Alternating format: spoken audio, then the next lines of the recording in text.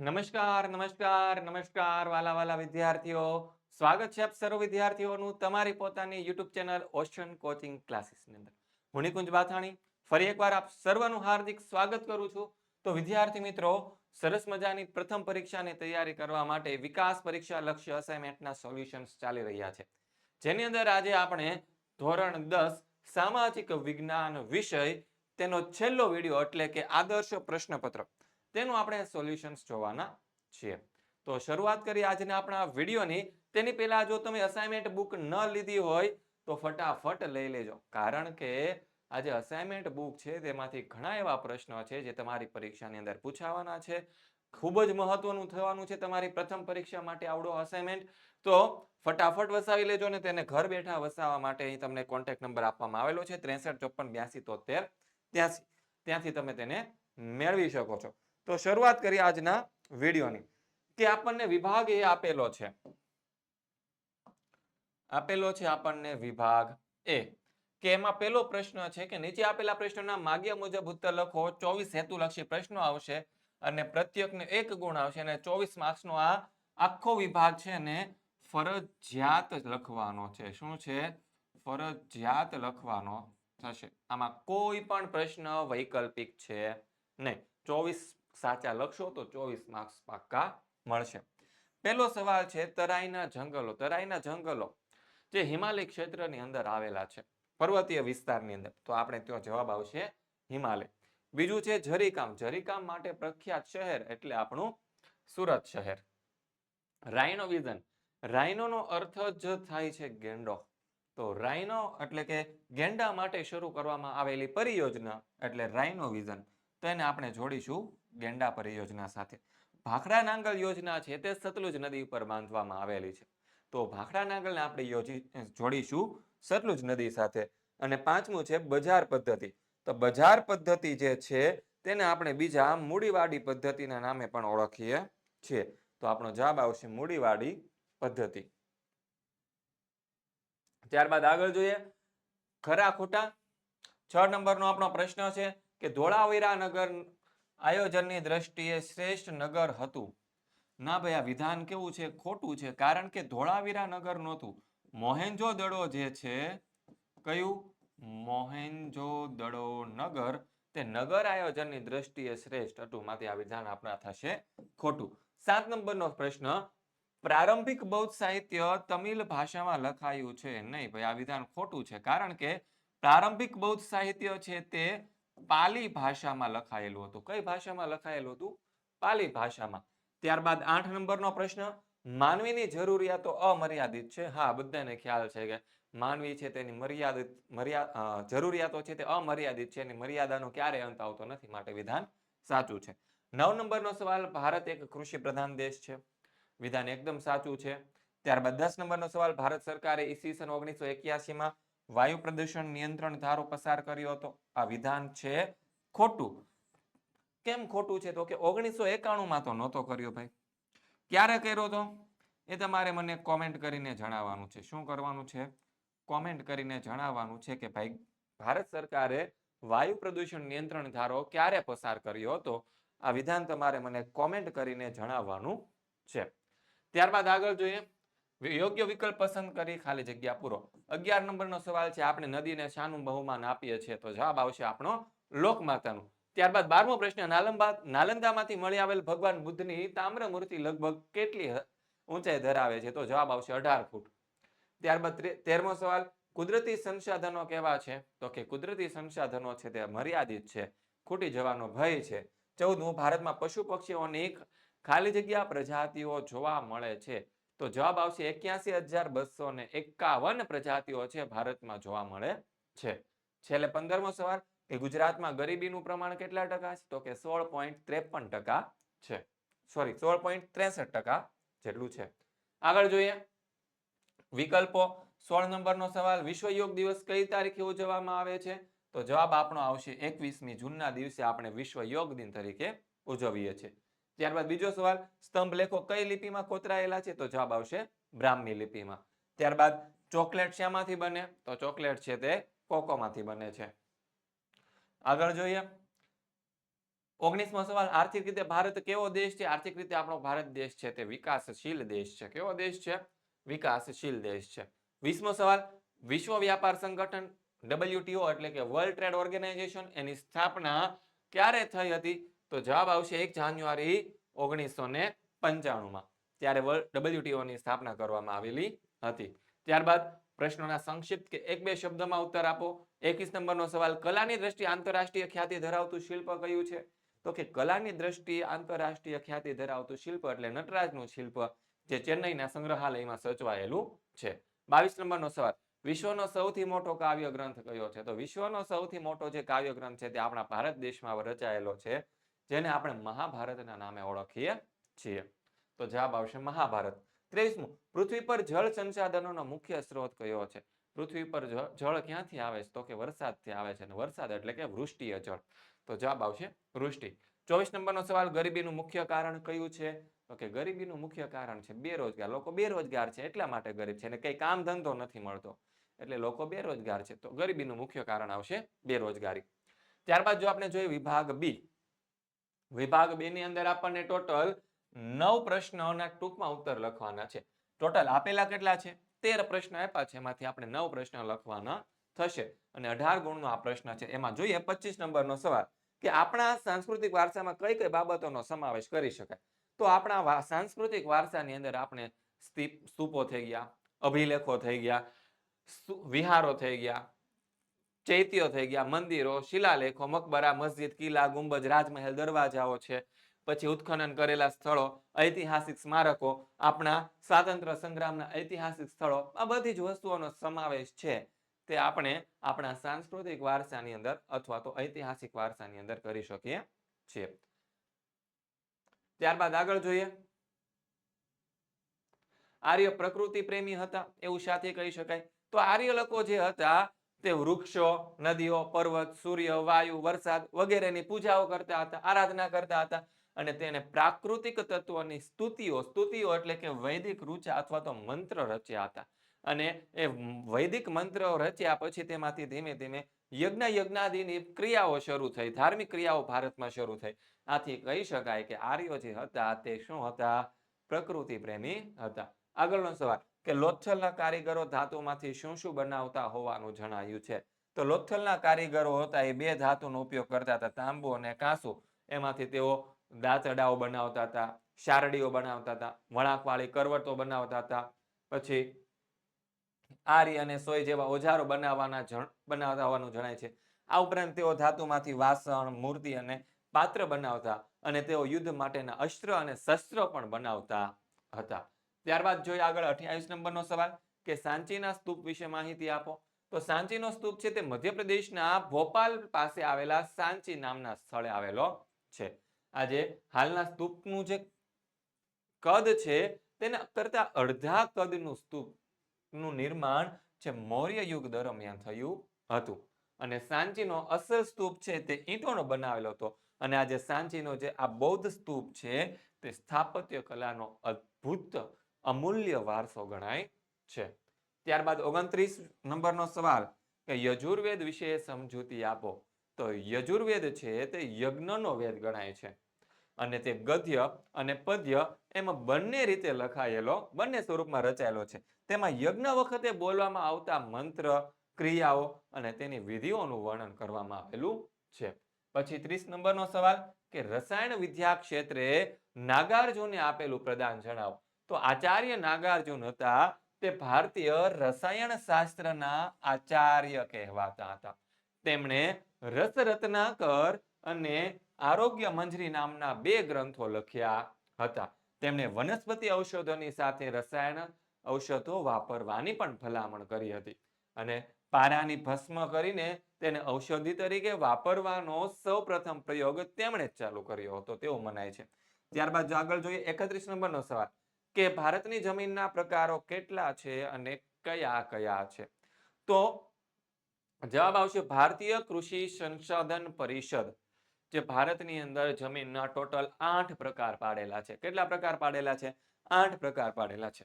પેલું છે કાપની જમીન, બીજું કાળી જમીન, ત્રીજું રાતી જમીન, ચોથું પડખાવ જમીન, પાંચમું છે રણ પ્રકારની જમીન, છઠ્ઠું છે પર્વતીય પ્રકારની જમીન, સાતમું છે દલદલ પ્રકારની જમીન અને આઠમી વધી એ આપણી છે જંગલ પ્રકારની જમીન. એમાં આ જે રાતી જમીન છે તેને લાલ જમીન પણ કહેવાય છે. પછી લેટેરાઇટ જમીન છે તેને આપણે પડખાવ જમીન પણ કહીએ છીએ અને દલદલ પ્રકારની જે જમીન છે તેને પીટ પ્રકારની જમીન પણ આપણે કહીએ છીએ. ત્યારબાદ આગળ જોઈએ 32 નંબરનો સવાલ, રાષ્ટ્રીય ઉદ્યાન એટલે શું?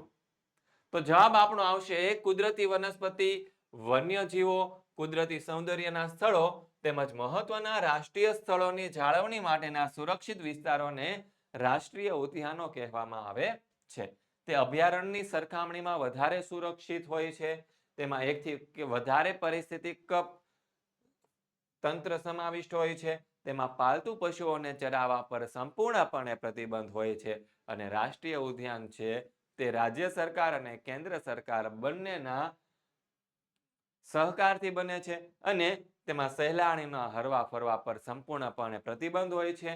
પશુઓને ચરાવવા પર પણ પ્રતિબંધ હોય છે. તેમાં કોઈ પણ વિશેષ પ્રજાતિ પર કેન્દ્રિત હોતું નથી. અને ઉદાહરણ આપણને આપેલા છે કાઝીરંગા, કોર્બેટ, વેળાવદર, દરિયાઈ રાષ્ટ્રીય ઉદ્યાન, ગીર રાષ્ટ્રીય ઉદ્યાન, દચીગામ, આ બધા આપણા દેશના મહત્વના રાષ્ટ્રીય ઉદ્યાનો છે. ત્યારબાદ આગળ જોઈએ 33 નંબરનો સવાલ કે તફાવત આપો ખરીફ પાક અને રવિ પાક.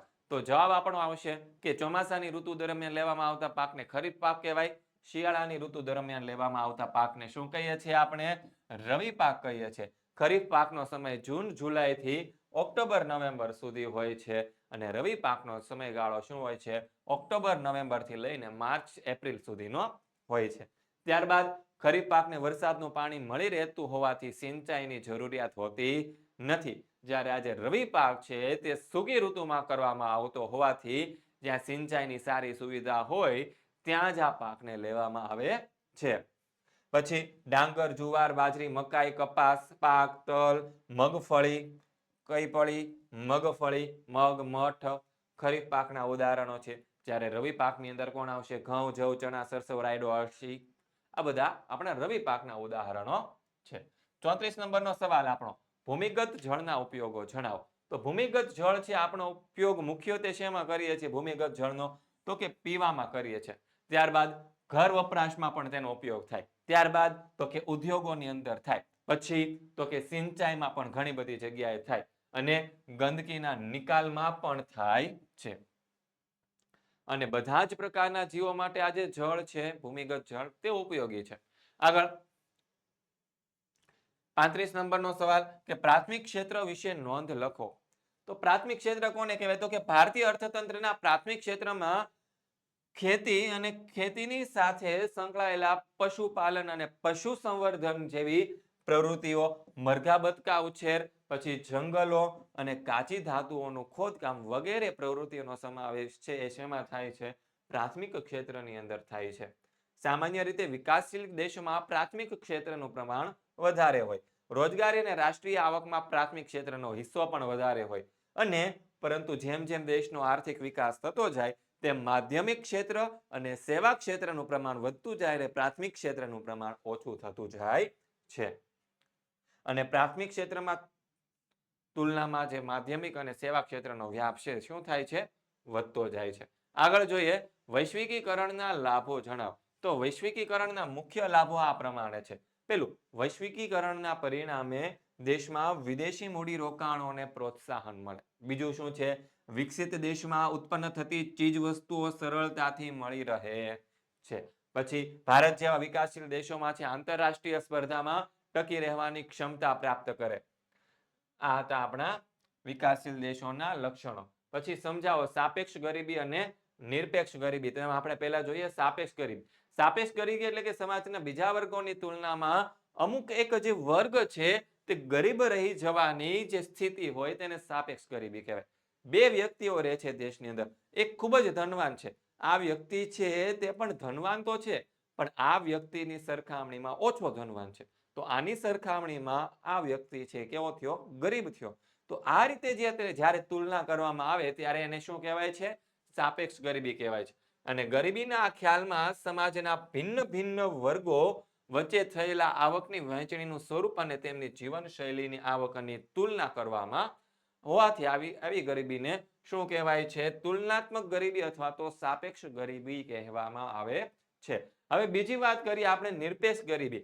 તો કે અનાજ, કઠોળ, દૂધ, શાકભાજી, કપડાં, રહેઠાણ જેવી તદ્દન પ્રાથમિક જીવન જરૂરિયાતની વસ્તુઓ જે વ્યક્તિ ખરીદી શકવા માટેની પણ આવક ન ધરાવતા હોય, ન્યૂનતમ આવક ન ધરાવતા હોય, તેમને ગરીબી, તેવી ગરીબીને શું કહેવાય છે?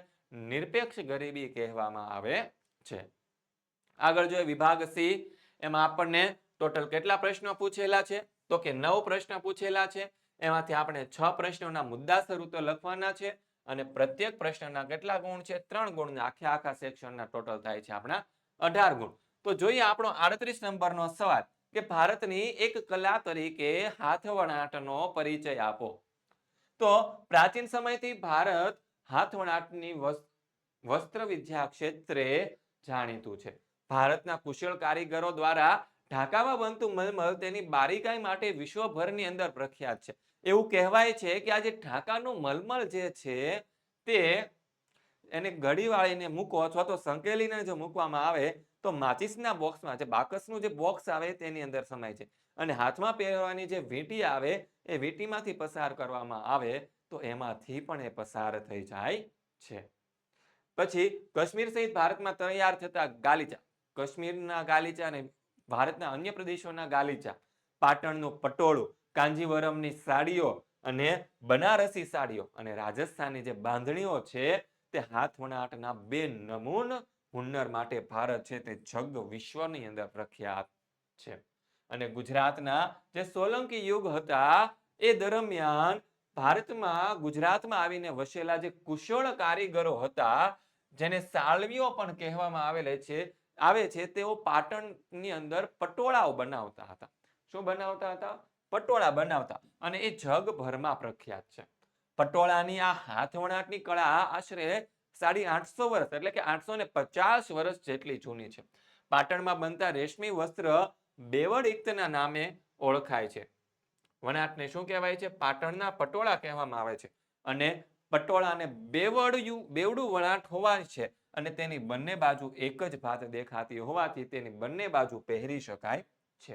અને પાટણના પટોળા વણાટ ટકાઉ વણાટકામ અને પાકા રંગો માટે વિશ્વભરની અંદર પ્રખ્યાત છે. તેના પાકા રંગો વિશે પણ એક કહેવત પડેલી છે કે પડી પટોળે ભાત ફાટે પણ ફીટે નહીં. આ કહેવત છે પાટણના પટોળા માટે પણ લાગુ પડે છે. ત્યારબાદ જોઈએ 39 નંબરનો પ્રશ્ન કે પ્રાચીન ભારતનું નગર આયોજન સમજાવો. તો પ્રાચીન ભારતની અંદર નગર આયોજનની ખૂબ જ સુવ્યવસ્થિત હતું. તેમાં 3 ભાગો પાડવામાં આવતા. સૌથી પહેલું હતું ઉપલું નગર, શાસક અધિકારીઓનો ગઢ જેને સિડાટેલ કહેવામાં આવતો હતો.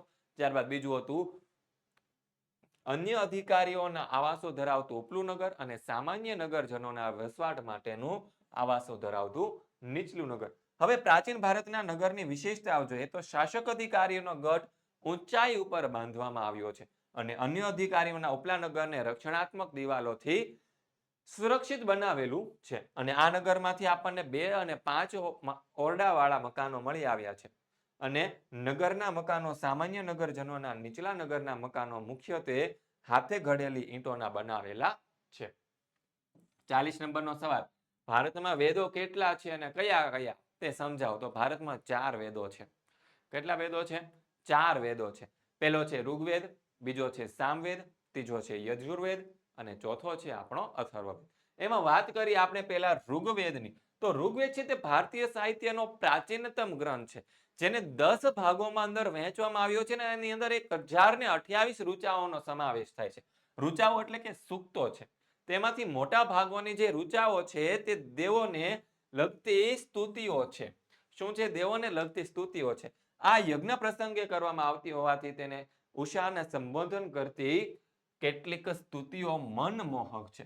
યજુર્વેદ છે તેને યજ્ઞનો વેદ કહેવામાં આવે છે અને આ જે યજુર્વેદ જે છે તે ગદ્ય અને પદ્ય એમ બંને રીતે લખાયેલો છે. તેમાં યજ્ઞ, મંત્રો, યજ્ઞની ક્રિયાઓ અને વિધિઓ દર્શાવવામાં આવી છે. ત્યારબાદ ત્રીજી વાત કરવામાં આવે સામવેદમાં. તો સામવેદમાં ઋગ્વેદની ઋચાઓનું ગાન અને ગાન કરવાની વિધિઓ દર્શાવેલી છે. એ શ્લોકો રાગ અને લય સાથે ગાવામાં આવે છે. આથી સામવેદને સંગીતની ગંગોત્રી પણ કહેવામાં આવે છે. અને છેલ્લો વેદો અથર્વવેદ. તો અથર્વવેદની અંદર અનેક પ્રકારના જે કર્મકાંડો છે અને સંસ્કારોનું વર્ણન કરવામાં આવેલું છે. ત્યારબાદ જોઈએ આપણો 41 નંબરનો સવાલ કે ટૂંકનોંધ લખો પ્રાચીન ભારતનું ખગોળશાસ્ત્ર. કોનું ખગોળશાસ્ત્ર? તો કે પ્રાચીન ભારતનું ખગોળશાસ્ત્ર. તો કે પ્રાચીન ભારતે ખગોળ વિદ્યામાં આપેલું પ્રદાન નીચે પ્રમાણે છે. પેલું તો બધા ખગોળશાસ્ત્રમાં ખગોળશાસ્ત્ર છે તે સૌથી પ્રાચીનતમ શાસ્ત્ર છે. ભારતની પ્રાચીન વિદ્યાપીઠોમાં ખગોળશાસ્ત્રનો પદ્ધતિસરનો અને ઊંડો અભ્યાસ કરાવવામાં આવતો હતો. પછી ગ્રહો અને તેમની ગતિઓ અને નક્ષત્રો અને તેમના અવકાશી ગ્રહો વગેરે પરથી ગણતરી કરીને ખગોળને લગતી માહિતી પણ એકત્રિત કરવામાં આવતી હતી. મહાન ખગોળવેત્તા અને જ્યોતિષશાસ્ત્રી વરાહમિહિરે પોતાના પંચ સિદ્ધાંતિક નામના ગ્રંથમાં જ્યોતિષ અને ખગોળશાસ્ત્ર વિશે આપણને પ્રમાણભૂત માહિતી પણ આપેલી છે. ગ્રહો પરથી રાશિફળ પ્રમાણે જ્યોતિષ ફલિત કરવામાં આવતું હતું. ત્યારબાદ ગુપ્ત યુગના મહાન ખગોળશાસ્ત્રી, એનું જેનું નામ છે આર્યભટ્ટ, તેને સૌપ્રથમ સાબિત કર્યું હતું કે પૃથ્વી પોતાની ધરી ઉપર ફરે છે અને ચંદ્રગ્રહણ છે તે પૃથ્વીના પડછાયા વડે થાય છે. અને વિદ્વાનો આ બાબતને અજરફ કહેતા હતા. ખગોળ વિજ્ઞાન ક્ષેત્રે આર્યભટ્ટનું મહત્વનું યોગદાન છે. તેથી ભારતના પ્રથમ ઉપગ્રહનું નામ પણ શું રાખવામાં આવ્યું હતું? આર્યભટ્ટ રાખવામાં આવ્યું. અને બ્રહ્મગુપ્ત નામના વૈજ્ઞાનિકે બ્રહ્મ સિદ્ધાંત નામનો ગ્રંથ લખી અને તેમાં તેમણે ગુરુત્વાકર્ષણના નિયમો પણ દર્શાવ્યા હતા. 42 નંબરનો સવાલ, નિર્વનીકરણની અસરો જણાવો. નિર્વનીકરણની એટલે કે જંગલ વિનાશની અસરો નીચે પ્રમાણે છે. પેલું, વાતાવરણમાં કાર્બન ડાયોક્સાઇડ માત્રામાં શું થાય છે? નિર્વનીકરણથી વધારો થાય છે. હરિત ગૃહ પ્રભાવની એટલે કે ગ્રીન હાઉસ અસર જે ઇફેક્ટ છે તેની અસરો વધારે ઘેરી બને છે. માટીના ધોવાણથી ખેતીની ફળદ્રુપતા ઓછી થઈ જાય છે. દ્વીપકલ્પીય ભારતમાં જંગલમાં મોટા પાયા પર વિનાશના કારણે જંગલોનો વિસ્તાર ઘટી રહ્યો છે. વૈશ્વિક તાપમાનની અંદર વધારો થઈ રહ્યો છે. વરસાદનું પ્રમાણ ઘટ્યું છે. દુષ્કાળના પ્રમાણમાં વધારો થયો છે અને અનેક વન્યજીવો નિરાશ્રિત થયા છે.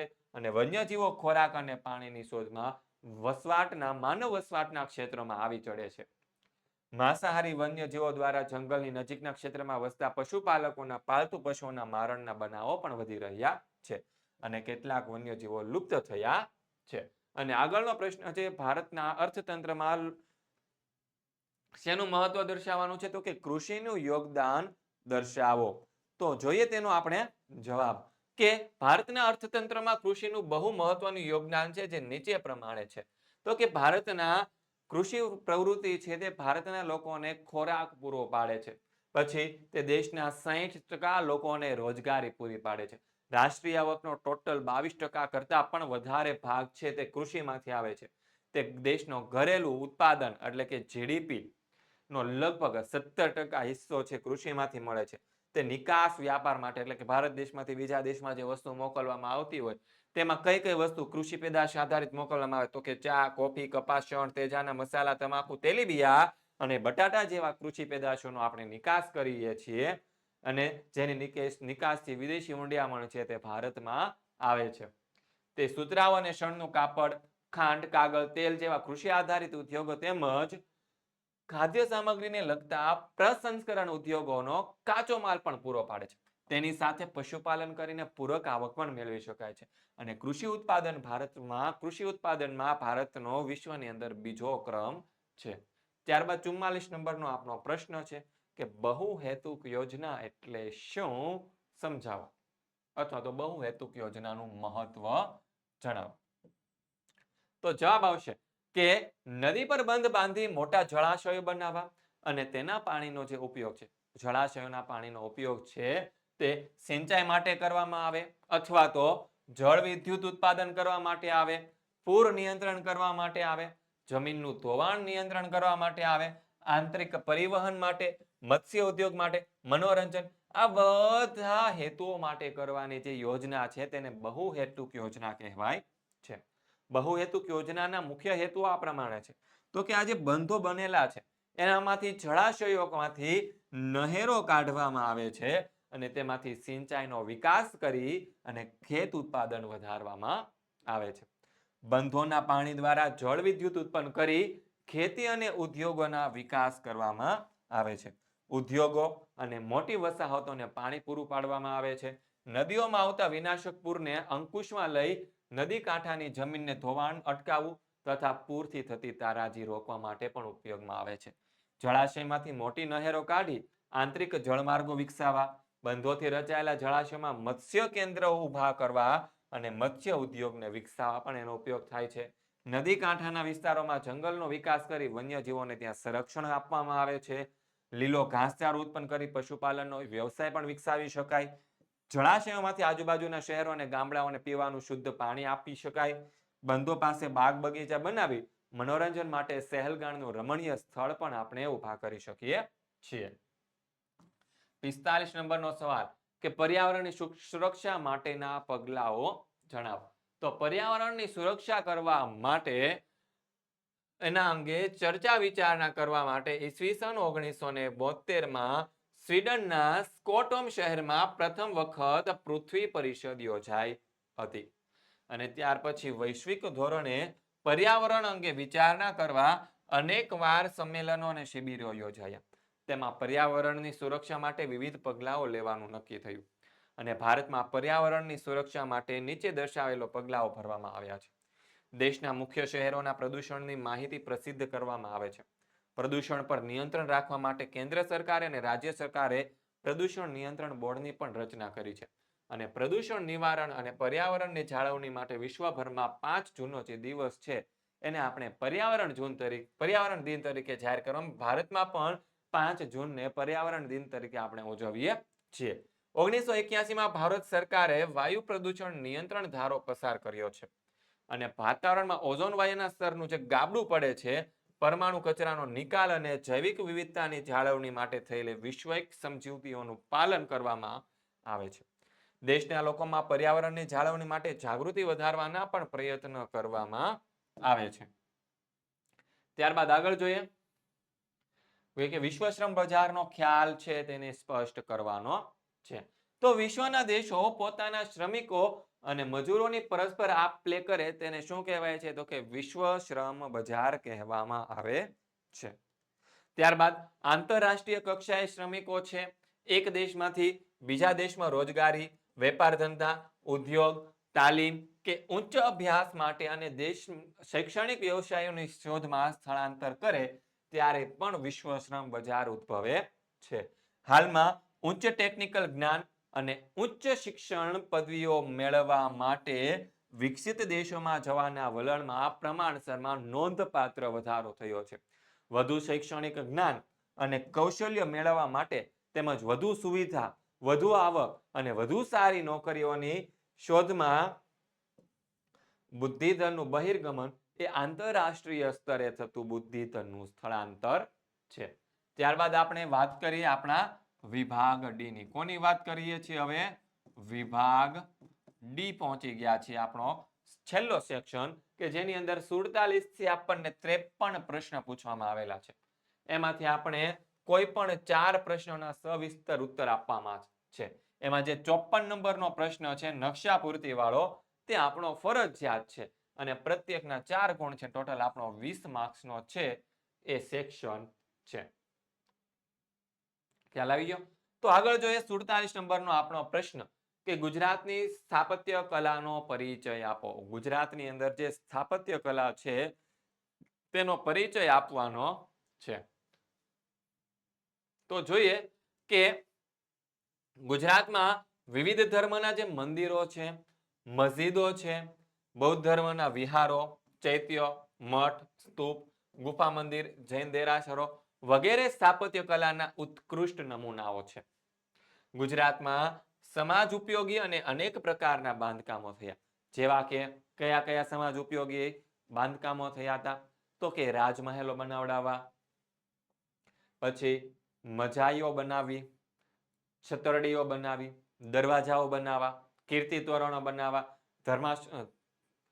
ધર્મશાળાઓ બનાવવા, ઉપાશ્રયો, વિસામા, ચબુતરા, ઝરૂખાઓ, ઘુમ્મટો, તોરણો, કુવાઓ, વાવ, સરોવર, તળાવ, પશુ પક્ષીઓની આકૃતિઓ વગેરે સ્થાપત્યના સર્વાંગી અને સુંદર વિકાસ થયો હતો અને તે અતિ ભવ્ય મનાય છે.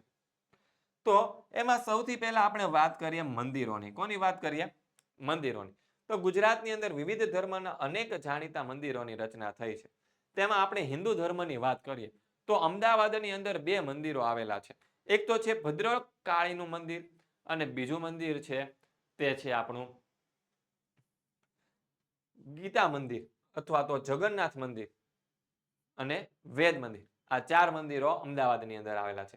ડાકોરની અંદર આવેલું રણછોડરાયજીનું મંદિર, મોઢેરામાં આવેલું સૂર્ય મંદિર અને વડનગરનું હાટકેશ્વરનું અંબાજીની અંદર આવેલું અંબા માતાનું મંદિર અને દ્વારકાની અંદર આવેલું દ્વારકાધીશનું મંદિર, જગત મંદિર, અરવલ્લી જિલ્લાની અંદર શામળાજીનું મંદિર અને ગીર સોમનાથ જિલ્લાની અંદર આવેલું સોમનાથનું મંદિર અને બહુચરાજીમાં બહુચરાજીનું મંદિર, પાવાગઢમાં મહાકાળી મંદિર અને ખેડ બ્રહ્માંડની અંદર આવેલું છે બ્રહ્માજીનું મંદિર છે તે અને ભાવનગરની અંદર ખોડિયાર માતાજીનું મંદિર અને કચ્છની અંદર આશાપુરા માતાજી અને સ્વામિનારાયણ મંદિર.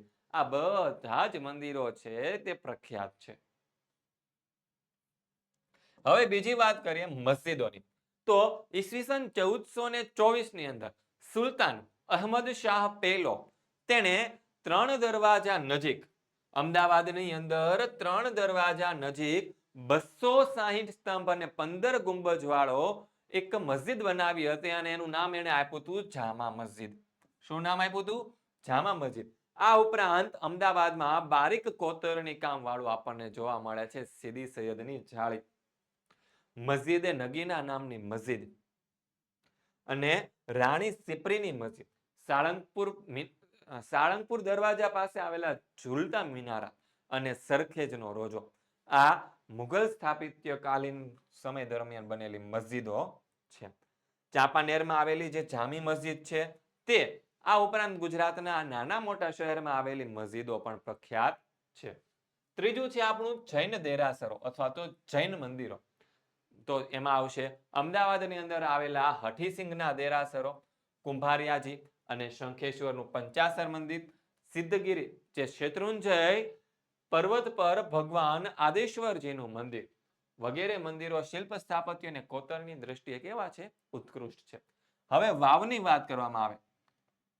ગુજરાતની અંદર આવેલી વાવ તો કે અડાલજની વાવ જે અમદાવાદ અને દાદા હરીની વાવ જે અમદાવાદની અંદર આવેલી છે, પાટણની રાણકી વાવ જે પાટણની અંદર આવેલી છે, પછી ડભોઈની હીરા ભાગોળની વાવ. આ બધી વાવ છે તે કેવી છે? પ્રખ્યાત છે. આ ઉપરાંત બીજી કઈ કઈ વસ્તુ ગુજરાતની સ્થાપત્ય કલામાં જોવા મળે છે? તો કે ભદ્રનો કિલ્લો, 3 દરવાજા, નગીના વાડી, કાંકરિયું તળાવ, પછી રુદ્રમહાલય જે સિદ્ધપુરની અંદર આવેલો છે, સહસ્ત્રલિંગ તળાવ જે પાટણની અંદર આવેલું છે, શામળશાની ચોરી, તાનારીરીની સમાધિ, વડનગરનું કીર્તિ તોરણ, વિરમગામની અંદર આવેલું મુનસર તળાવ અને ધોળકાની અંદર આવેલું જે મલાવ તળાવ છે તે પણ ગુજરાતની સ્થાપત્ય કલાના ઉત્તમ નમૂનાઓ છે અને ગુજરાતની શિલ્પ અને સ્થાપત્ય કારીગરી આજે ગુજરાતને વિશ્વમાં ઘણું ઊંચું સ્થાન અપાવે છે. ત્યારબાદ જોઈએ 48 નંબરનો પ્રશ્ન કે ભારત પ્રાચીન સંસ્કૃતિ ધરાવતો દેશ છે, આ વિધાન સમજાવો. તો તમારા ચેપ્ટર નંબર 1 ની શરૂઆતની અંદર ચોથી લીટીથી એક શ્લોક આપેલો છે ત્યાંથી આપણો જવાબ શરૂ થાય છે કે ઉત્તરમ યત્સ સમુદ્રસ્ય હિમાદ્રશ્ય દક્ષિણમ વર્ષતદ ભારત નામ ભારતી યત તત્ર સંતતિ. એટલે કે સમુદ્રની ઉત્તરે અને હિમાલયની દક્ષિણે આવેલો જે જમીનનો ભાગ છે તેને ભારત વર્ષ કહેવામાં આવે છે અને તેના જે સંતાનો છે તેને ભારતીય છે તેવું કહેવાયું છે. અને આ જે શ્લોક છે તે આપણને વિષ્ણુ પુરાણમાં જોવા મળે છે. ક્યાં જોવા મળે છે? વિષ્ણુ પુરાણની અંદર જોવા મળે છે. તો આગળ ભારતમાં શુભ કાર્ય પ્રારંભ લેવાતા સંકલ્પમાં ભારત વર્ષ, ભરતખંડ, જંબુદ્વીપ અને આર્યવ્રત વગેરે શબ્દોનો ઉલ્લેખ થાય છે. પૂર્વ, પશ્ચિમ અને દક્ષિણ એમ ત્રણેય બાજુથી સમુદ્રથી ઘેરાયેલો અને ઉત્તરની બાજુ હિમાલયથી એમ ભારતની કુદરતી સીમાઓ ધરાવતો આપણો ભારત દેશ છે. આપણો દેશ છે તે સમૃદ્ધિથી આકર્ષાઈને અનેક વિદેશી પ્રજાઓ ભારતમાં વેપાર કરવા માટે આવી, સ્થાયી થઈ અને ભારતના મહાનદમાં ભળી ગઈ. આ આદાન પ્રદાનની પરસ્પર પ્રક્રિયા દ્વારા દેશમાં અનેક પરિવર્તનો જોવા મળે છે અને એ રીતે એક પેઢીમાંથી બીજી પેઢીમાં આપણે આપણા વારસાનું હસ્તાંતરણ થયું અને સાતત્યપૂર્ણ તેનો વિકાસ થયો. આથી કહી શકાય કે ભારત છે આપણો તે પ્રાચીન સંસ્કૃતિ ધરાવતો દેશ છે. 49 નંબરનો સવાલ કે પ્રાચીન ભારતના વાસ્તુશાસ્ત્ર વિશે સમજ અથવા તો માહિતી આપો. તો જો આ વાસ્તુશાસ્ત્ર જે છે તે જ્યોતિષ શાસ્ત્રનો જ એક ભાગ છે. બ્રહ્મા, નારદ, બૃહસ્પતિ, ભૃગુ, વશિષ્ઠ અને વિશ્વકર્મા પ્રાચીન વાસ્તુશાસ્ત્રના પ્રણેતાઓ અને આશ્ચર્ય દ્રષ્ટા અને પ્રસારક હતા. તેમણે રહેઠાણની જગ્યા, મંદિર, મહેલ, અશ્વશાળા, કિલ્લા, શસ્ત્રાગાર, નગર વગેરેની રચના કેવી રીતે કરવી અને તે કઈ દિશામાં કરવી તે સિદ્ધાંતો આપ્યા છે. મહાન ખગોળવેત્તા જ્યોતિષશાસ્ત્રી વરાહમિહિર રચિત બૃહદ સંહિતામાં વાસ્તુશાસ્ત્રનો ઉલ્લેખ થયો છે અને 15મી સદીની અંદર મેવાડના રાણા કુંભાએ વાસ્તુશાસ્ત્રના જૂના ગ્રંથોની અંદર થોડાક સુધારા વધારા કરાવીને વાસ્તુશાસ્ત્રને પુનરુદ્ધાર કર્યો હતો. ત્યારબાદ આગળ જોઈએ. આજે જગતના અનેક દેશોએ ભારતના વાસ્તુશાસ્ત્રની પ્રતિષ્ઠા અને તેનું મહત્વને સ્વીકાર્યું છે. ભારતની પૌરાણિક માન્યતા મુજબ વિશ્વકર્મા છે તે દેવોના પ્રથમ સ્થપતિ એટલે કે આર્કિટેક્ટ હતા અને તેમને વાસ્તુશાસ્ત્રના 8 વિભાગો પાડ્યા હતા. વાસ્તુશાસ્ત્રમાં ઘર કે મકાન માટેની મકાનની પસંદગી, વિવિધ આકારો, કદ, રચના અને મકાનની અંદરની ગોઠવણી, દેવ મંદિર, બ્રહ્મસ્થાન, ભોજન કક્ષ, શયનખંડ, દૈનિક કાર્ય માટેના સ્થાનો વગેરે માટેની માહિતી આપવામાં આવેલી છે. સમયના પરિવર્તન સાથે વાસ્તુશાસ્ત્રના સિદ્ધાંત અને સમજમાં નોંધપાત્ર પરિવર્તન આવ્યું. બિહારમાં સારનાથ ખાતે આવેલો 128 ફૂટ ઊંચો સ્તંભ ભારતની પ્રાચીન વાસ્તુકળાનો ઉત્તમ નમૂનો આપણે ગણી શકીએ. પછી 50 નંબરનો સવાલ કે સંસાધન એટલે શું અને સંસાધનોના ઉપયોગો જણાવો. તો સંસાધન એટલે જે વસ્તુ પર માનવી આશ્રિત કે આધારિત હોય, જેનાથી માનવીની જરૂરિયાતો પૂરી થતી હોય અને માનવી પાસે ન તેનો ઉપભોગ કરવાની શારીરિક કે બૌદ્ધિક ક્ષમતા હોય. અર્થાત કોઈ પણ વસ્તુ માનવીની જરૂરિયાતો પૂરી કરવા ઉપયોગમાં લેવાય ત્યારે તે શું બની જાય છે? સંસાધન બની જાય છે. હવે વાત કરીએ આપણે સંસાધનોના ઉપયોગોની. તો સંસાધનો માનવીને અનેક રીતે ઉપયોગી છે. માનવ જીવનના દરેક તબક્કે સંસાધનો એક યા બીજી રીતે ઉપયોગી છે. ખેત પ્રવૃત્તિથી લઈને ઔદ્યોગિક પ્રવૃત્તિ સુધી તમામ પ્રવૃત્તિઓમાં પ્રત્યક્ષ પરોક્ષ રીતે આપણે કુદરતી સંસાધનો પર આધાર રાખીએ છીએ. હવે ઉપયોગિતા જોઈએ તો સંસાધન છે એક ખોરાક તરીકે આપણે ઉપયોગમાં લઈએ તો માનવી ખોરાકની જરૂરિયાતો છે તે વિવિધ સંસાધનો દ્વારા પૂરી થાય છે. માનવીનો જે ખોરાક છે તે વિવિધ સંસાધનો દ્વારા પૂરા થાય. કેવી રીતે થાય જોઈએ તો કે વનસ્પતિ જળન્ય ફળોનો આપણે ઉપયોગ કરીએ, કૃષિલક્ષી વિવિધ ખાદ્ય પાકોનો આપણે ઉપયોગ કરીએ, પાલતુ પ્રાણીઓના દૂધ અને દૂધની બનાવટો આપણે ખોરાક તરીકે ઉપયોગ કરીએ, ડાયરેક્ટ માંસનો ઉપયોગ કરીએ અને જળાશયમાંથી મળતા માછલા અને અન્ય જળચર પ્રાણીઓ, મધમાખીઓ દ્વારા મેળવેલું મધ વગેરે પદાર્થ છે તેનો માનવી ખોરાક તરીકે ઉપયોગ કરે છે. બીજું શું છે? સંસાધન કાચા માલના સ્ત્રોત તરીકે. તો જંગલમાંથી મળતી આર્થિક દ્રષ્ટિએ ઉપયોગી વિવિધ પેદાશો, ખેતી દ્વારા પ્રાપ્ત થતા વિવિધ ખાદ્ય પાકો, પાલતુ પ્રાણીઓ દ્વારા મળતા દૂધ, માંસ, ઊન અને ચામડા તેમજ ખનિજ અયસ્કો વગેરે ઉત્પાદન અનેક ઉદ્યોગમાં કાચા માલના સ્ત્રોત તરીકે આપણે ઉપયોગમાં લઈએ છીએ. ત્રીજું છે સંસાધન શક્તિ સંસાધન તરીકે આપણે કઈ રીતે ઉપયોગમાં લઈએ? કોલસો, ખનિજ તેલ, કુદરતી વાયુ, બળતણ, લાકડું વગેરેનો આપણે ઈંધણ તરીકે ઉપયોગ કરીએ છીએ અને ઘરમાં તેનો ઉપયોગ કરતા હોઈએ છીએ. આ ઉપરાંત આપણે સૌર ઉર્જા, પવન ઉર્જા, ભરતી ઉર્જા, ભૂતાપીય ઉર્જા, બાયોગેસ ઉર્જા, જળ ઉર્જા વગેરેનો પણ આપણે તેનો ઉપયોગ કરીએ છીએ. આગળ જોઈએ 51 નંબરનો સવાલ, સિંચાઈ ક્ષેત્રના વિતરણ વિશે લખો. કે સિંચાઈ ક્ષેત્રનું જે વિતરણ છે તેના વિશે આપણે ટૂંક નોંધ લખવાની છે. તો જોઈએ કે ભારતમાં આંધ્રપ્રદેશના તટીય જિલ્લાઓ, ત્યારબાદ મહાનદી, ગોદાવરી અને કૃષ્ણા નદીઓના મુખ ત્રિકોણ પ્રદેશો જે છે, પંજાબ છે, હરિયાણા છે, પશ્ચિમ ઉત્તર પ્રદેશ, દેશના સઘન સિંચાઈ ક્ષેત્ર છે. અને આઝાદી પછી છે આપણા ભારત દેશમાં કુલ સિંચાઈ ક્ષેત્રમાં લગભગ 4 ગણો વધારો થયો છે. ભારતમાં આશરે 850 લાખ જમીન ઉપર સિંચાઈ થાય છે, જે સ્પષ્ટ વાવેતર ક્ષેત્રના લગભગ 38% જેટલો વિસ્તાર છે. અને ભારતમાં જે સિંચાઈ ક્ષેત્રનું વિતરણ છે તે ઘણું બધું અસમાન છે. કેવી રીતે? તો કે દરેક રાજ્યમાં પણ આ વિતરણ અસમાન છે.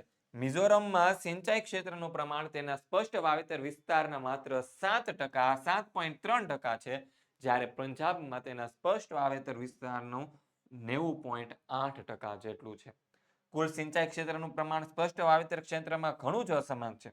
પંજાબ, હરિયાણા, ઉત્તર પ્રદેશ, બિહાર, જમ્મુ કાશ્મીર, તમિલનાડુ, મણિપુર વાવેતરના કુલ વિસ્તારના 40%થી પણ વધુ સિંચાઈ હેઠળના છે. અને જ્યારે હેઠળ છે. આગળ જોઈએ 52 નંબરનો પ્રશ્ન. વિકાસશીલ અર્થતંત્રના કોઈ પણ 5 લક્ષણો ધરાવો.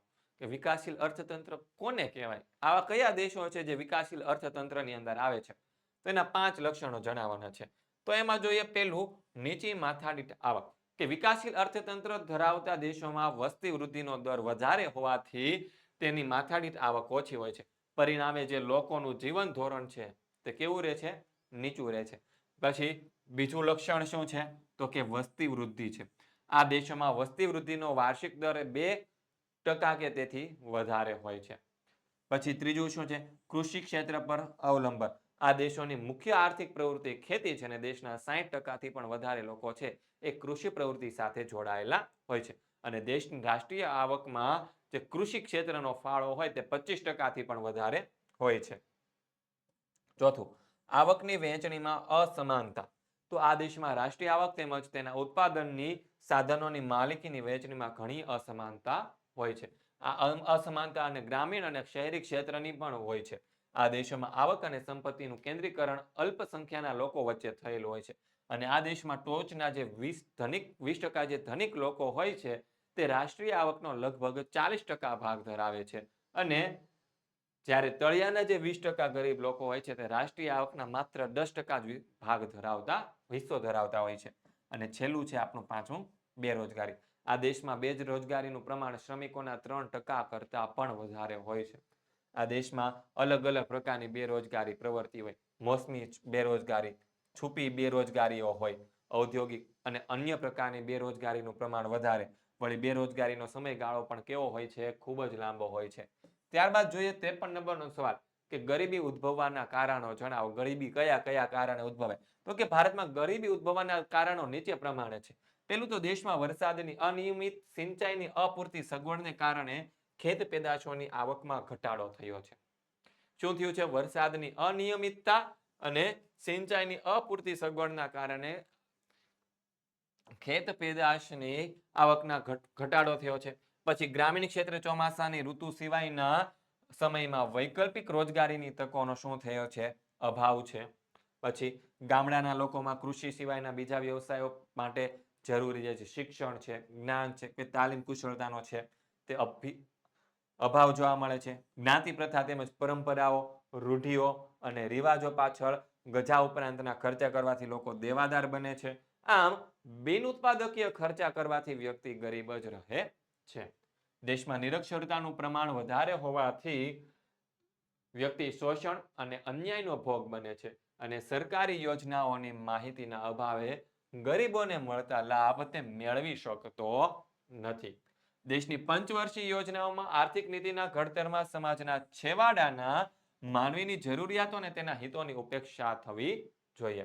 ખેત પેદાશોમાં રોકડિયા પાકોને પ્રોત્સાહન મળે છે, જેથી ખોરાકી પાકોનું ઉત્પાદન ઘટ્યું છે. અને પરિણામ શું થયું છે? અનાજ અને કઠોળના ભાવો વધ્યા અને ભાવ વધારાના કારણે છે મોંઘવારી બનતા વ્યક્તિને આ અનાજ અને કઠોળ એટલે કે 2 ટક પૂરતું ખાવાનું મળતું, જમવાનું મળતું નથી.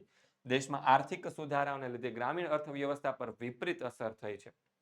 કુટીર અને લઘુ ઉદ્યોગો બંધ થયા છે. રોજીરોટી ન મળવાથી લોકો શહેરો તરફ વળ્યા છે. આ ઉપરાંત ખેતીની આવકમાં ઘટાડો થવાથી ગામડામાં મજૂરીઓ ઓછું થયું છે. સતત પોષણક્ષમ આહારના અભાવે ગરીબો નાના મોટા રોગોનો ભોગ બને છે અને પરિણામે તેને તેમની સારવાર માટેનો ખર્ચ વધે છે અને આવકમાં કોઈ વધારો થતો નથી અને ગરીબોની આર્થિક સ્થિતિ સુધરતી નથી. ટેકનોલોજીમાં ફેરફાર થતા ગામડાના જે પરંપરાગત વ્યવસાયો છે જેમ કે કુટીર ઉદ્યોગો અને ગ્રામ ઉદ્યોગો પડી ભાંગ્યા, તેથી બેકારીમાં વધારો થયો. દેશમાં વસ્તી વધારાનો દર વધ્યો, જ્યારે મૃત્યુ દર શું થઈ ગયો? ઘટ્યો. અને લોકોના સરેરાશ આયુષ્યમાં વધારો થયો. પરિણામે સમાજમાં શ્રમની માંગ કરતા કામ કરનાર વર્ગોનો વધારો થયો અને જેથી બેકારી વધી અને જીવન જરૂરિયાતની વસ્તુઓની માંગ સામે પુરવઠો ઘટતા ભાવ વધ્યા અને લોકોની ખરીદ શક્તિ વધી અને પરિણામે જીવન ધોરણ નીચું ગયું અને અંતે દેશમાં ગરીબીનું પ્રમાણ છે તે વધતું જાય છે. આપણો છેલ્લો પ્રશ્ન 54 નંબરનો કે ભારતના રેખાંકિત નકશામાં નીચેની વિગતો યોગ્ય સંજ્ઞા વડે દર્શાવો. તો એમાં આપણને પેલું કીધું છે કે કાંપની જમીન દર્શાવવાની છે. તો જે કાંપની જમીન છે આપણને ખબર છે કે ગંગા નદીનો જે આજુબાજુનો વિસ્તાર છે તે, તો ગંગા નદી આપણે અહીંયાથી નીકળે છે અને અહીંયાથી આમ થઈને અહીંયાથી આવી રીતે આમ બંગાળના ઉપસાગરમાં મળી જાય છે. તો કાંપની જમીન ક્યાંથી મળશે આપણને? તો કે અહીંયાથી છે ગંગા નદી મેદાની પ્રદેશમાં પ્રવેશે. આ બધો જ વિસ્તાર છે તે કાંપની જમીનનો છે. પણ આપણે તો એક જ વિસ્તાર દર્શાવવાનો છે, માટે આપણે આ જે ઉત્તર પ્રદેશ વાળો જે ભાગ છે તેને કાંપની જમીનનો એક ભાગ તરીકે આપણે દર્શાવી શકીએ છીએ. અહીંયા આપણે લખી શકીએ કે કાંપની જમીન. ઓકે. ત્યારબાદ બીજું શું કીધું છે? કાઝીરંગા રાષ્ટ્રીય ઉદ્યાન જે અસમની અંદર આવેલું છે. તો આપણે અહીંયા લખી શકીએ કે કાઝીરંગા રાષ્ટ્રીય ઉદ્યાન. આ કયું છે? કાઝીરંગા રાષ્ટ્રીય ઉદ્યાન છે. ત્યારબાદ ત્રીજું આપણને કીધું છે ગીર રાષ્ટ્રીય ઉદ્યાન. એ તો બધાને આવડે જ તે. ગીર આપણું અહીંયા ગુજરાતની અંદર આવેલું છે. તો અહીંયા આપણે લખી શકીએ કે ગીર રાષ્ટ્રીય ઉદ્યાન. અને ઘઉં પકવતો પ્રદેશ, તો ઘઉંનું સૌથી વધારે ઉત્પાદન છે પંજાબની અંદર થાય ને પંજાબ છે તે ઘઉંનો કોઠાર છે. તો અહીંયા આપણને આ જે સાઇન દેખાય છે ત્યાં આપણે લખી શકીએ ઘઉં પકવતો પ્રદેશ. શું છે? ઘઉં પકવતો પ્રદેશ. તો આ હતો આપણો સરસ મજાનો નકશો. આ સિવાય પણ બીજા ઘણા બધા નકશાઓ છે પરીક્ષાની અંદર પૂછાતા હોય છે. તો ખાસ કરીને એકવાર નકશો જોઈ લેજો. આગળ જોઈએ તો બસ વિદ્યાર્થી મિત્રો, આ હતું તમારું સરસ મજાનું ધોરણ 10 નું આદર્શ પ્રશ્નપત્ર. આવા જ એક નવા વિડીયો સોલ્યુશન સાથે આપણે ફરીથી મળવાના છીએ. ત્યાં સુધી દરેક વિદ્યાર્થી મિત્રોને જય હિન્દ, જય ભારત, જય જય ગરવી ગુજરાત.